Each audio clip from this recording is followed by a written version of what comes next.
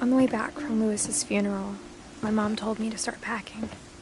She waited until the day before we left to tell Edie.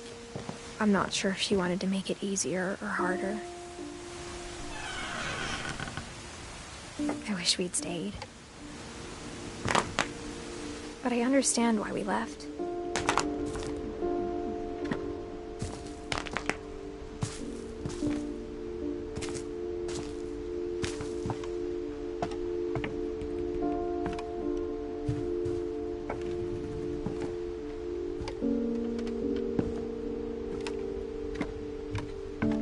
What happened that night had been coming for a long time.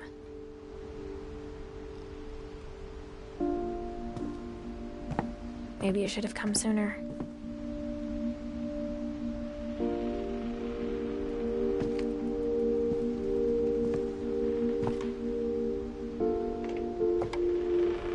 But it had to end one way or another. All that's left now is to tell you about that last night.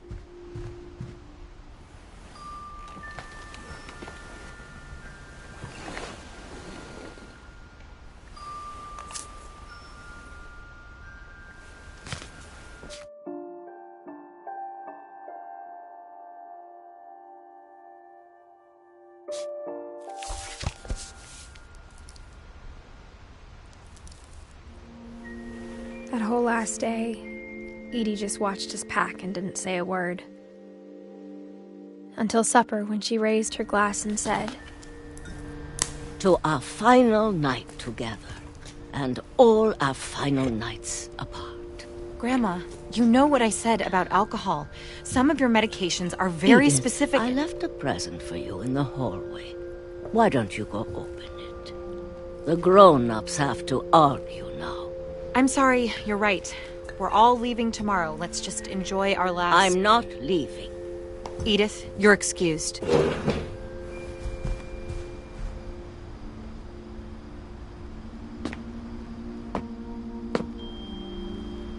The power had been shut off that morning, but Edie always had plenty of candles. When my mom sealed the library, I don't think she knew about the other entrance. Or that Edie had a key to it.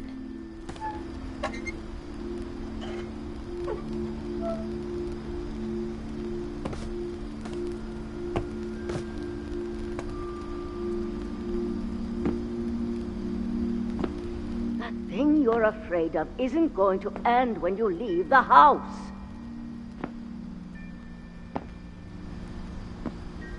Edith has a right to know these stories.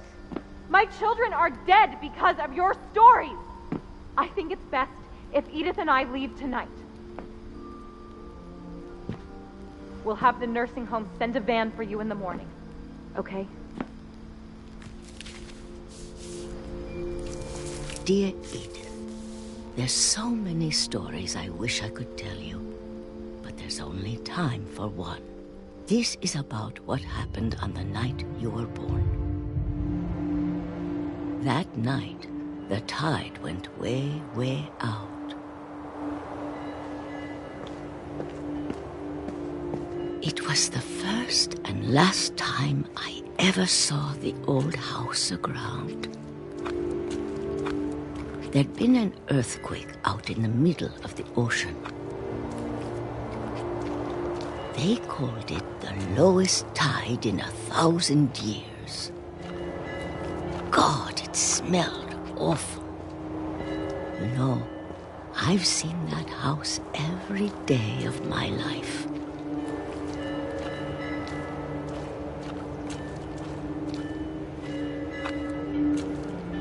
But I never thought I'd go back to it. When the fog rolled in, I lost my way.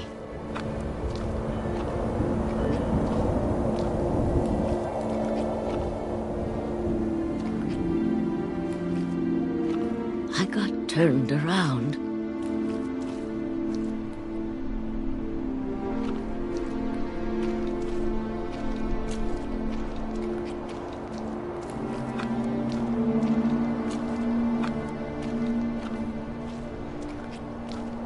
For a while, I wandered.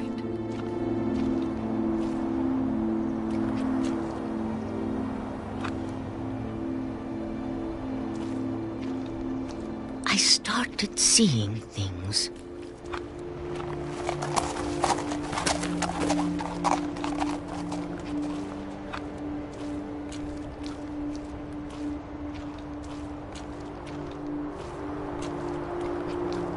Things I'd forgotten had ever existed.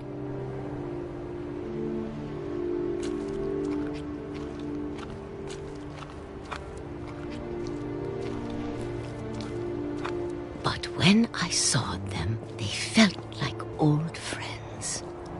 That night, a lot of things came back to me. Or maybe I came back to them.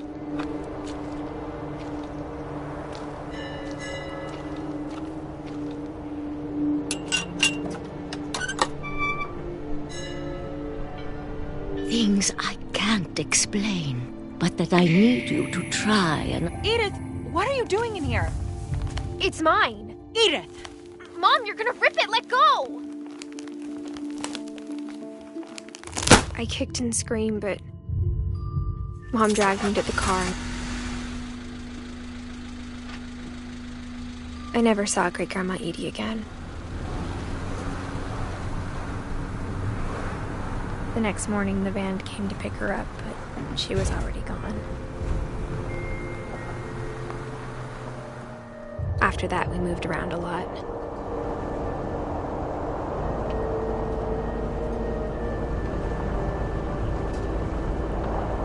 We both tried to make the best of it.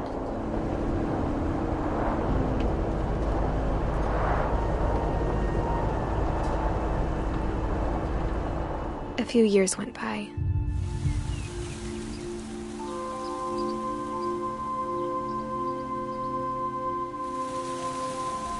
My mom didn't like to talk about it, but she started getting sick a lot. The rest happened pretty quickly.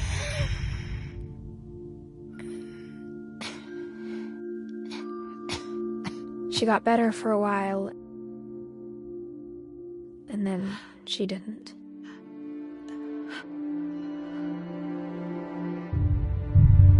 And then I was alone.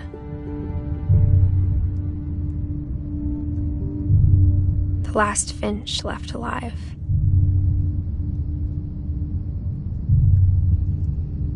Until I found out about you. I'm still not sure what to tell you about all this. If we lived forever, maybe we'd have time to understand things. But as it is, I think the best we can do is try to open our eyes.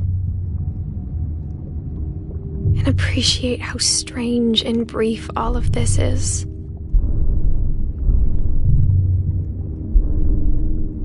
This journal was supposed to be for you.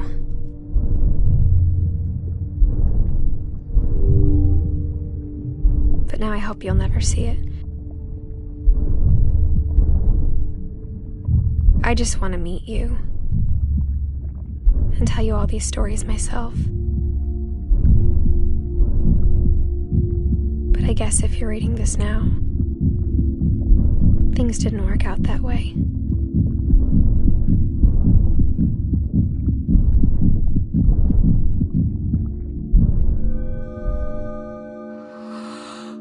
This is where your story begins.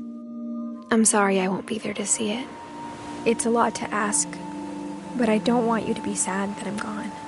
I want you to be amazed that any of us ever had a chance to be here at all. Good luck.